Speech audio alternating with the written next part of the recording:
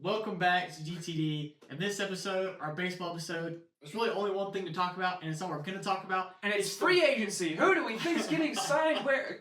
What player Scott Boras going to screw over this for offseason? No, it's the World Series. If you're not a baseball fan, or if you are a baseball fan, you don't know about the World Series, you're not a baseball fan. So the World Series. If you're not a baseball fan, keep watching anyway. It's entertaining. World Series is going on. As of right now, only 2 games have been played, both in LA. The Dodgers have won both. They play again tonight. They haven't played yet as of recording this, but the first 2 games have happened. They've come. They've won. The Dodgers have won both in LA. Thank you, Ice Cube. Shout out Ice Cube. I mean, hey, you gotta credit to somebody. You can't credit to Freddie Freeman, but you can credit to Ice Cube. Yeah, that's what everyone's saying. But speaking of Freddie Freeman, I mean, y'all knew this was coming. There's no doubt in anybody's mind. First ever walk-off grand slam in extra innings in the World Series. Bat flip of the week goes to Fredward, which was struck out by Anthony Rizzo. Just throwing that out there. But the bat flip of the week. The Yankees have Anthony Rizzo. Why not put him on the mound? Exactly. In that situation, you've got to put in your guy.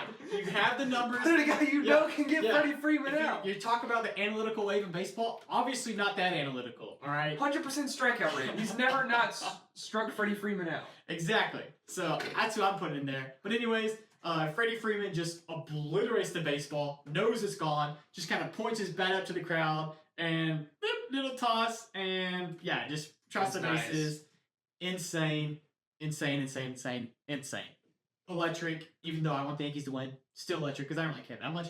Still electric. Still great. Game 2. Bad news for your Dodger fans. Ohtani diving into second base. Looks like he's going to be out for the World Series. Dislocates his shoulder. You can hear him say, "Oh, it definitely popped out." They walk him off. He looks like he's done.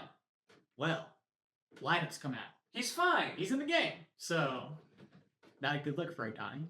But now I get it. Hey, your shoulder pops in and out. He's throwing the game. Yeah, I've popped my shoulder in and out playing baseball. It happens to all of us. I've also done it hitting fungo to my team that I coach. So, it happens. You just kind of shake it off and you're good. But yeah, so let's get into the meat and bones. So that we have all the big breaking news out. What are your thoughts so far? My first thought is, what a start from Yoshinobu Yamamoto in Game 2.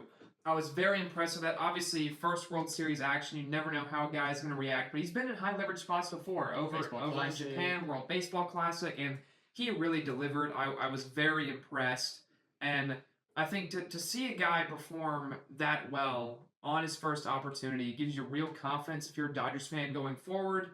As far as moving into tonight's game, it is back in New York, so I would expect the Yankees to take it. I think if you go down 3-0, you're definitely done for. So this is a must-win, I would say, for the Yankees. But the Dodgers just look so good right now. This lineup is playing incredibly well. Tommy Edman's playing incredibly well. Yeah, playing out of his mind right now. That was a good pickup from them.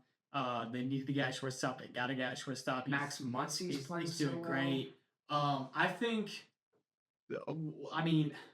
I do think the Yankees steal one today. I think Judge is going to have to step it up, and I think he does tonight.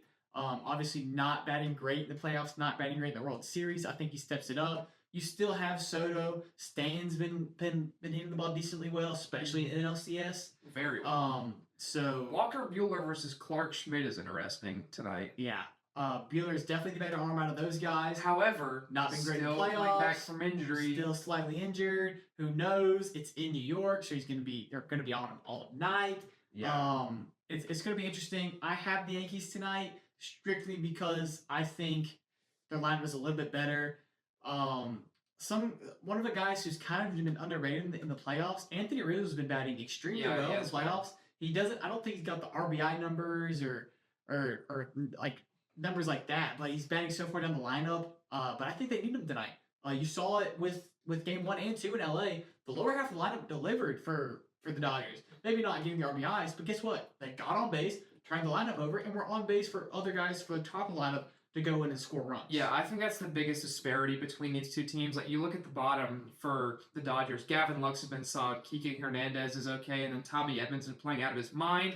You look at the bottom for the Yankees, and, like, Rizzo's solid, but then Jose Trevino and Alex Verdugo do not inspire confidence at all in me at the bottom of the lineup. So I think that's really where the Dodgers have the biggest advantage. So if you're a Yankee pitcher, you can't take any batter off right now. You can't say, oh, this is the 9-hole hitter, this is the 8-hole hitter. They'll still do damage. And I think you really have to stay locked in here if you're the Yankees, because if you go down early, I will say I love the rabidness of the New York fans. I think the New York fan base is one of the best in sports. But if the Yankees go down early in this game, I think there's a very real chance you lose the crowd.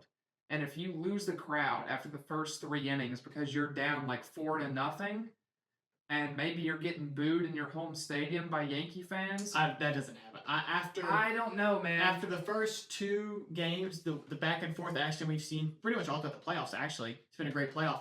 I don't think Yankee fans do that. You're telling me that if the Yankees go down 4-0 and they have 2 on and 1 out and Jazz Chisholm strikes out, no one's booing him?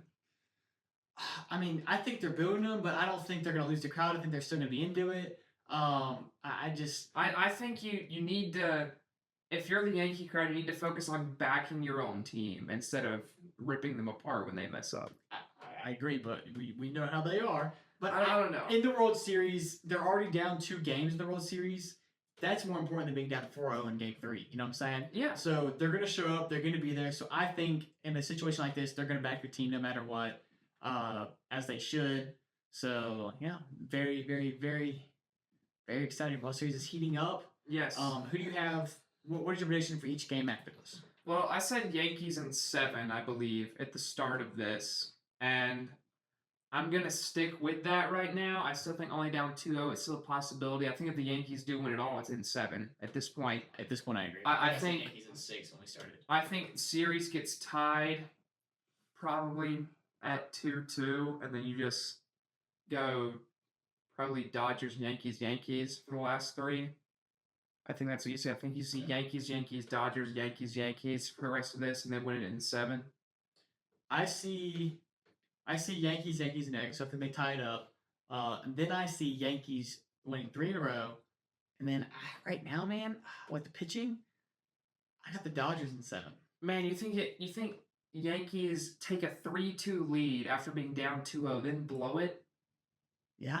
Oh my gosh, that would be awful. It would be awful, but the crazier things have happened. That would be brutal. 2016. Sorry, Cleveland Guardians fans. Man, I would almost rather just get swept than have that happen. Guys, look at my Reds World Series poster.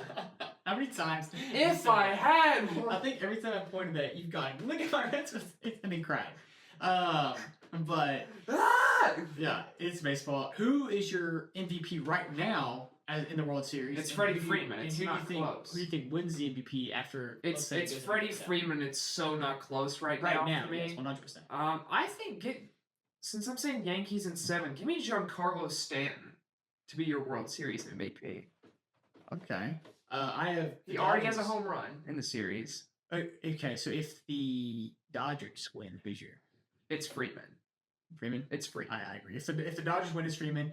If the Yankees win, it's either Stanton or Soto. Yeah, Soto's been playing great too. I'm gonna give it to Soto only because it makes free agency a tad bit more interesting. To pay him like $1 billion. Yeah, a tad bit more interesting. So, was Soto a Boris agent?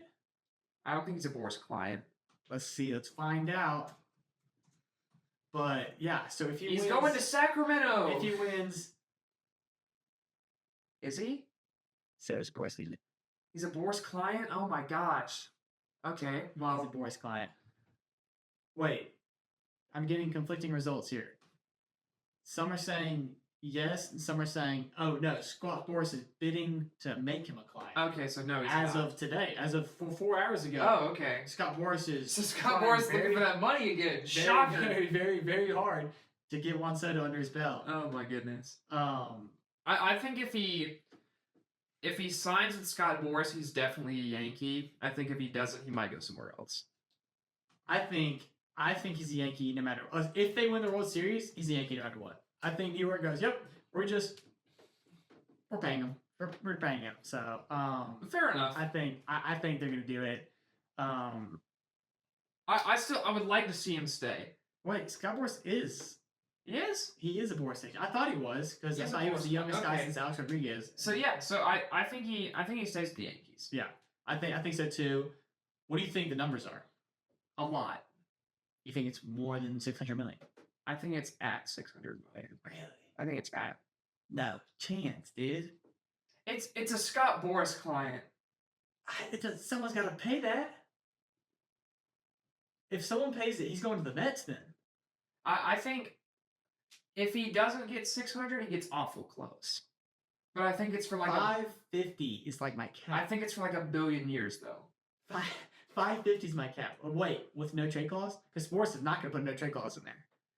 No, there's no way there's no trade. Yeah.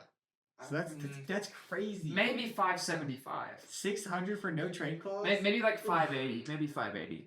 Man, baseball is getting out of hand, but that's a conversation for a different day. Anyway, let's look at the Cincinnati Reds payroll, where we're still paying Joey Votto. I think we ended a Ken Griffey Jr. contract this year. Either that or we're close. I don't think y'all ended it, but I do think you're like close. We're close. Yeah. So you don't have. It's not gonna be like a Bobby Bonilla day every year. We've talked about the Reds entirely too much in this For World Series a World episode. Series with the Yankees and Dodgers. Show the small market teams some love. Well, we did last year. The fans hated it. Yeah, but what are the And now, fans? so all right. I do want to talk about this. So last year, To quote NASCAR, what do the fans know? last year you have Rangers and Diamondbacks in the World Series. Fans go, "Oh, the playoff system sucks because you have two low-level market teams." Blah blah blah blah. This year you have the two best teams, arguably in each division, the Dodgers and Yankees, highest payrolls in baseball, and now the fans are going, "Oh, the baseball system sucks because the two teams with the highest payroll are in See? baseball." Like what? If you think baseball fans are ever going to be happy, you're... If you think fans of any sport, of any team, are going to be happy, you're delusional. But I found that funny. But yeah, it's baseball. It's going to be different every year. I That's think why it's beautiful. I think we've yapped enough about non-World Series related things at this point. Yeah, I think it's time to end the episode.